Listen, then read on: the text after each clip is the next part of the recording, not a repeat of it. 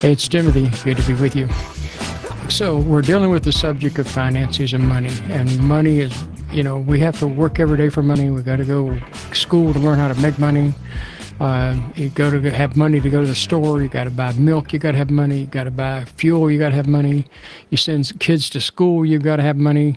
Money requires about everything. So one of the principles that God had set up in our lives is to understand about giving. Now, God doesn't. God, why does God need your money? I tried to argue with him one time about God. What do you need my money? You're wanting my money, and you're the person that's got all the money. And that's when he was dealing with me about making changes in my life. And I can still remember it this day. It tickled me so much where God said, "I wanted poverty broke out of your life," and I said, "Okay, let's do that." And he said, give me your money." And I said, and I laughed for, driving down the road. I laughed for I don't know how long. I thought it was funny because I said, "You got all the money. You trying to get money from me, and you're the person that's got all the money. You having streets paved with gold, translucent streets. The gold streets are just amazing for anyone who has ever seen that." And so God began to deal with me then about change because it started in Luke's Gospel, the 16th chapter, where he says that if you're unfaithful, verse 10, Luke 16:10 says, "He that is faithful in that which is least is faithful also in that which is much." God takes a look to see how you handle the first thing. So most people say, "Well, when I get the money, I'll give." It doesn't work that way. You have to learn to start giving, and then that's what brings the changes. Now let's talk about for a second about Malachi, the third chapter. I'm going to continue just a little bit about that for however long we feel led to do that. And the reason for that is because it's a principle that God had set up. Abraham, known as the father of faith, way before the law, because faith, Father Abraham was a father of faith, and he was a tither. And then we also had tithing even with Cain and Abel. It wasn't called tithing, but they gave the first fruits, which meant God was requiring their trust. And that's what tithing is. It requires you to put trust in God. And most people, just like Cain, find it very difficult to trust God when it comes to the area of finances. Now, third John says that don't even say Godspeed because you be partakers of someone's evil deed. Now you're tithing somewhere where there's just a bunch of craziness or whatever, then you'll reap a bunch of craziness. Okay, so I'm very careful about where I believe in tithing. It's where you're being spiritually fed and working towards those areas. And today there's some great churches and ministries to where they're feeding you the Word of God and ministering to you. And because you're tithing unto God. And so he set tithing up to tell you, and he tells you here that if you tithe, he will rebuke the devourer for you, keeps the devil out of your life. Now, what kind of deal is that? That's a deal and a half right there, that God will rebuke the devil for you. And not only that, he open up the windows of heaven and pour you out a blessing that you can't contain. Now, some people get really crazy about this, and they say, okay, because you go to church and it's like, well, I'm having trouble with my children. Are you tithing? Okay, tithing is the answer for everything. If you don't have any faith in tithing and the people that you're tithing into is not believing and trusting back with you, then it doesn't work that way. You got to have people that know how to trust God for finances. I remember one time a woman tried to give me $20 when I was still working in the sawmill, and I wouldn't take it. I was at a meeting, and she tried to give it, and I went and received it because, I got the house, I got the wife, I got 2 children, I got a job. I'm very thankful to God.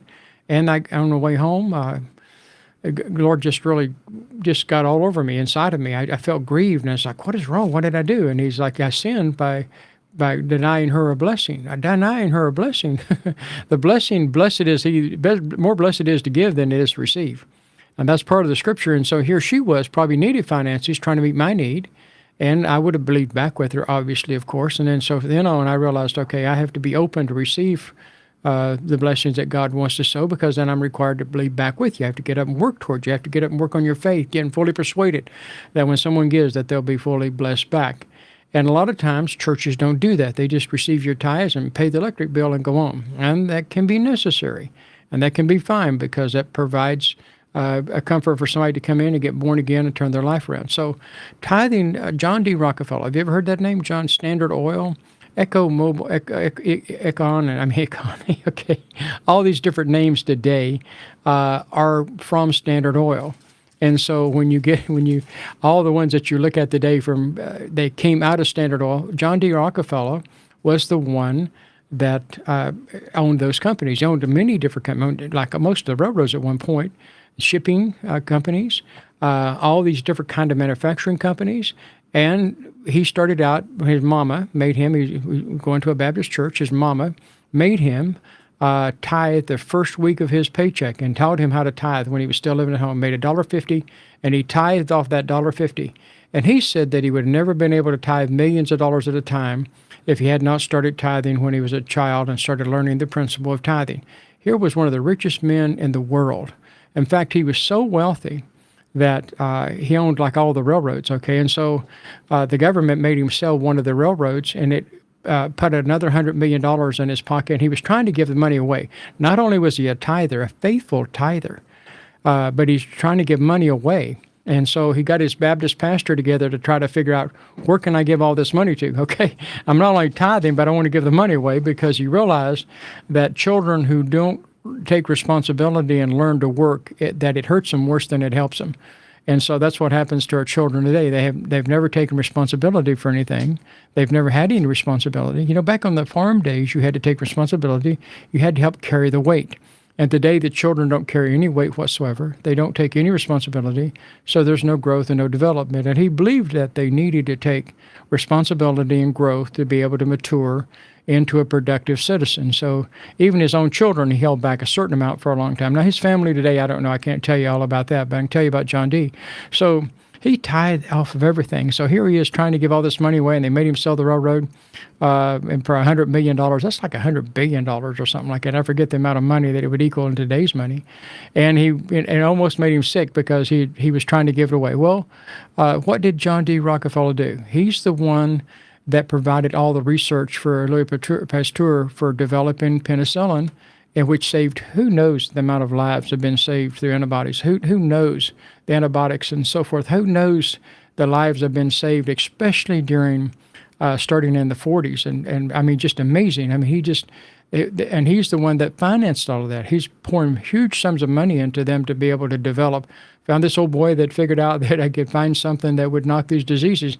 Up to that time, if you got an infection or a small sore and it turned into infection, they had to amputate your arm or your leg, or, you know, that's why I think the life expectancy was only about 40-some years old, and then it began to get you know, much more, unless you lived in the hills, and it was much longer, okay? So for whatever reason, living in the hills, you had a much longer life expectancy. And so he funded things like that. I mean, just amazing the things that he funded. And spent a huge sums of money just giving away for medical purposes, for God. I mean, it was, he especially in tithing. And so, but he started tithing when he first started, and that's a principle that he learned to accomplish from. Why? Because God can pour you out a blessing if you're trusting God. And he said you had to trust God. You actually had to trust God to bless him. And his mom taught him that. His mom taught him, you know, you're called of God to make wealth, and taught him that as a young man, that God has called you to make wealth, but you've got to trust God. You've got to be partners with God. And so here he starts out that tithing, that first tithe check, right off that $1.50 that he made. He had the tithe off of it, that first 10% off and tithe off it. And then he was tithing millions of dollars at a time, and became very successful in those areas and owning all the shipping companies and railroads. At the age of 90, he started the March of Dimes in New York City. He marched for 1 mile and reached down and put dimes one in front of the other one. I don't even know if even people do that at 50 years old. Okay, he's 90 years old. He's taking this bag of dimes and he's bending over and putting these dimes down on the pavement, and does that for a full mile and lays a March of Dimes on it. Okay, started those kind of areas. An amazing work that he ended up accomplishing. Another great hero of faith that was a tither was L.G. Letourneau. I don't know, maybe you've never heard that name, but if you've ever driven on an interstate, you can thank L.G. Letourneau for that, okay? L.G. Letourneau is the one that God gave these concepts about building these big, huge trucks. You know, they call them wiggle trucks, or articulant is a name of, when you're in the mining business, articulant trucks.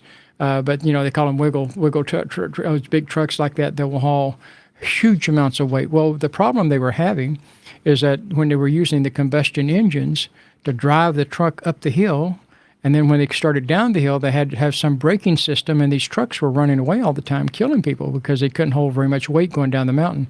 So God gave him his concept because he was a tither. He started tithing. He was a tither from the time he was young. You know, he began to trust God and tithing, and so God would give him these concepts. And so then he had this concept of developing an electric motor inside the wheel. And that electric motor inside that wheel would drive that big truck right up the side of the mountain, no matter how much weight it on. It was amazing what that electric motor could do compared to a combustion engine. It could drive that big truck right up the mountain, and then when it went down the mountain, it didn't need brakes because the electric motor was able to keep it going slower enough. In other words, the electric motor slowed it down with those big wheels. And he ended up tithing 90% of his wealth. Tithed 90% and lived off of 10%. He's got schools today that are still in existence that with kids that can apply for it, that can go to school for free, as far as getting the approval for that through the school system to help engineers Christians who feel like I've called as an engineer. There's schools that'll take you in and train you if you're a committed Christian.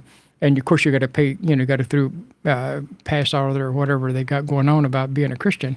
But even schools still today that are developing engineers. When he died, he had something like 300 patents.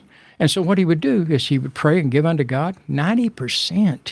He tithed 90%. L.G. Letourneau tithed 90%. He developed those big trucks and the big equipment. I mean, he developed equipment that could run through the forest around the world.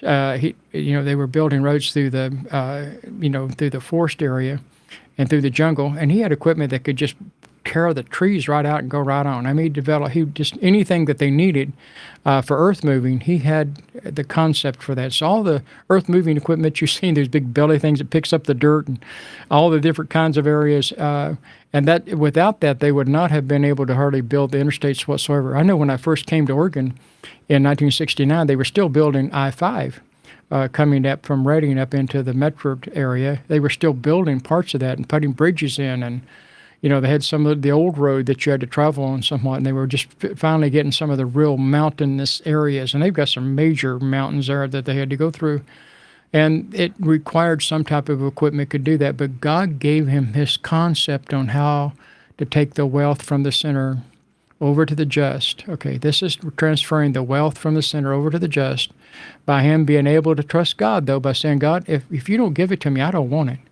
And the part of that is if God doesn't give it to you, the devil will take it away from you. But if God gives it to you, if God gives you success, there's no devil in hell that can change that. Now, what happens is most people just want to go copy something somebody else has done, go to school. Okay, I'm going to make a living this way. This is what I'm going to do. I love doing this. What I want to do is I want to be open for God to be innovative, in the sense of being say I'm a leader. And the difference between leaders and managers is managers can develop a system that's already been put in place.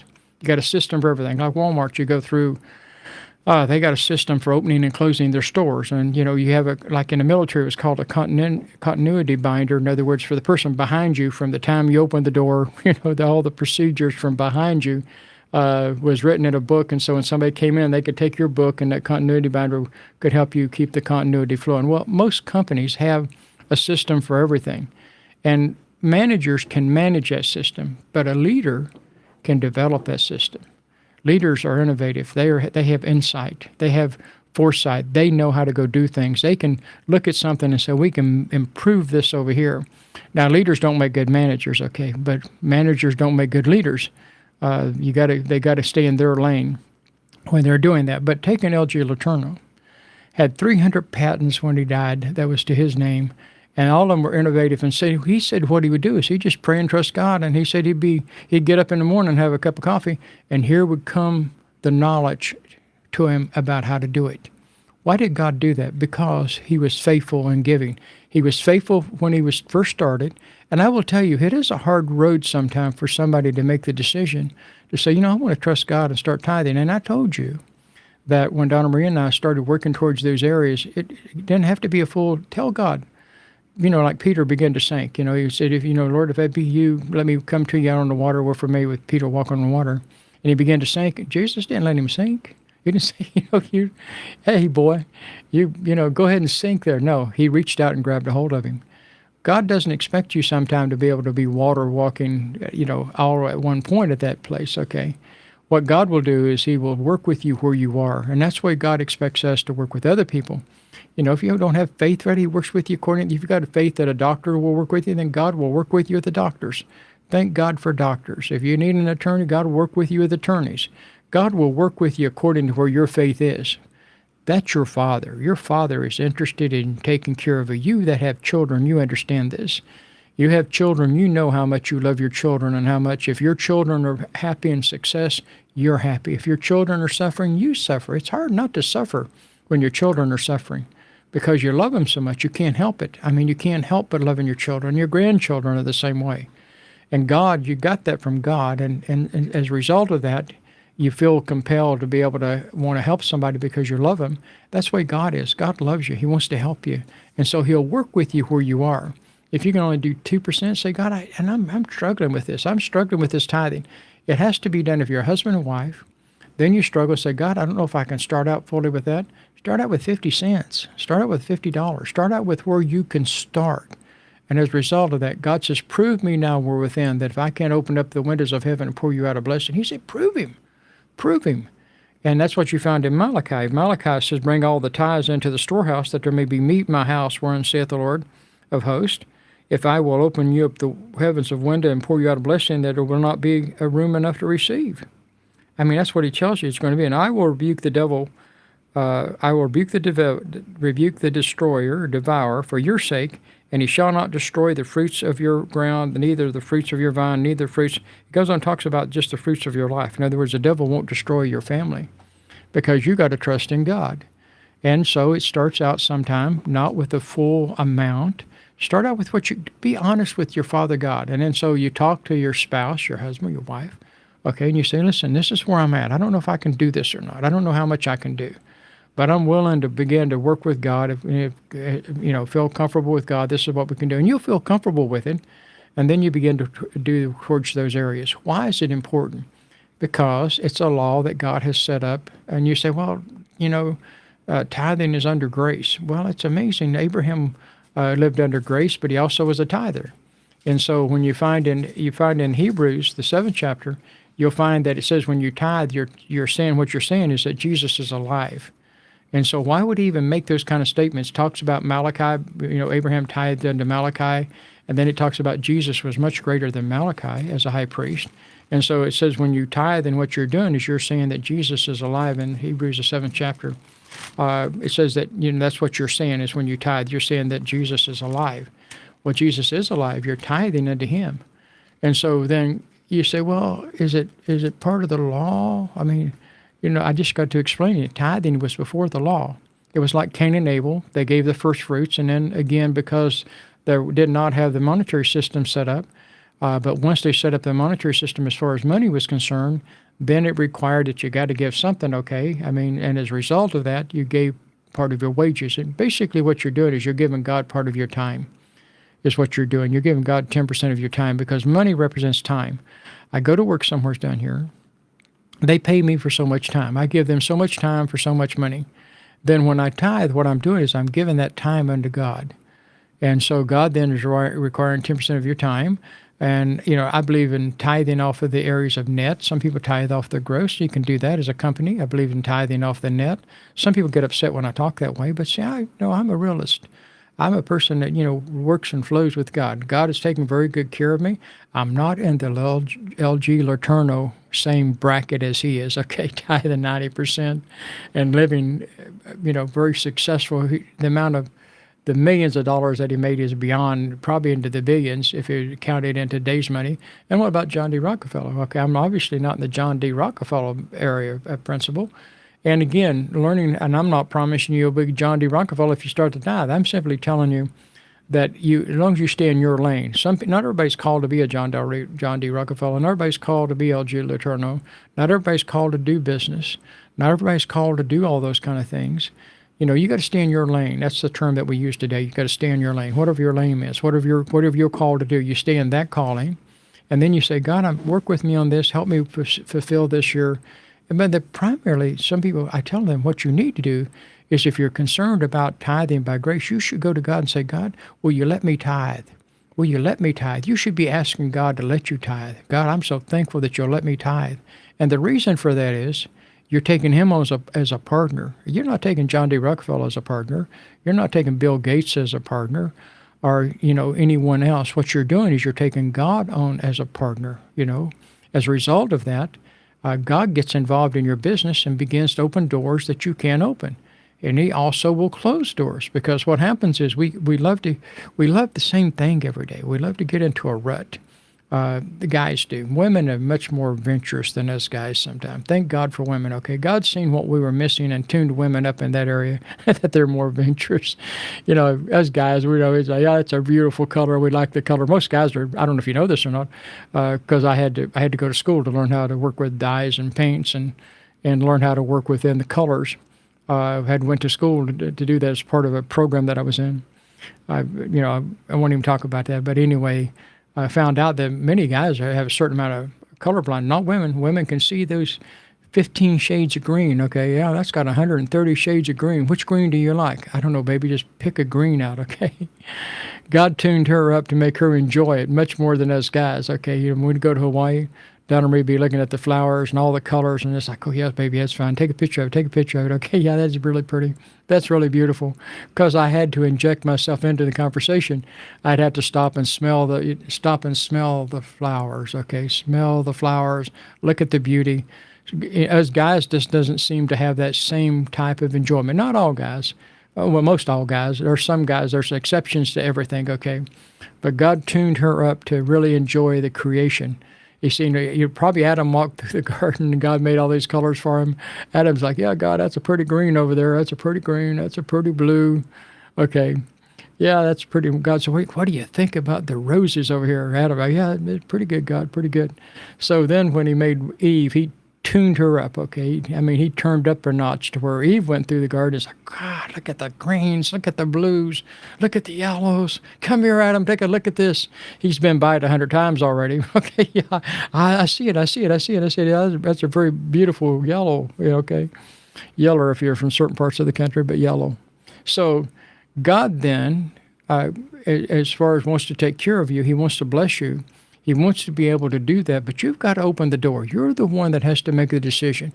So the question should be is if God will let you tithe, and if he'll let you tithe, you have the promise here, which he's never took tithing away. There's a lot of crazy people today that want to teach on, you're not required to tithe or whatever.